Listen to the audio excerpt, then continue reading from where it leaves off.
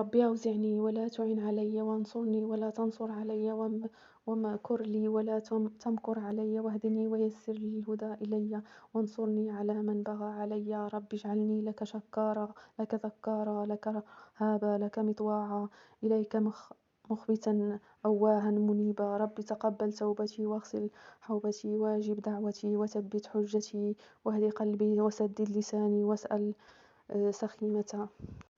اللهم اقسم لنا من خشيتك ما يكون بيننا وبين معصيتك، ومن طاعتك ما تبلغنا به جنتك، ومن اليقين ما تهون به علينا مصيبات الدنيا، ومتعنا بأسماعنا وأنصارنا وقوتنا ما أحييتنا، واجعل الوارث منا، واجعل ثأرنا على من ظلمنا، وانصرنا على من عادانا، ولا تجعل مصيبتنا في ديننا، ولا تجعل الدنيا أكثر همنا، ولا تسلط علينا من لا يرحمنا.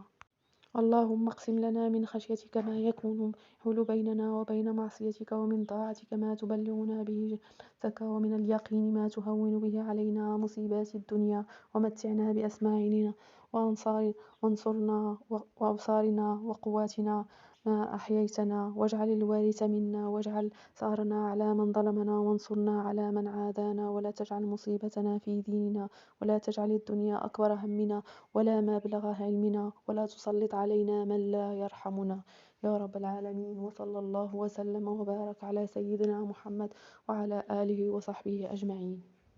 أعني ولا تعن علي، وانصرني ولا تنصر علي، وامكر لي ولا تمكر علي، واهدني ويسر الهدى إلي، وانصرني على من بغى علي.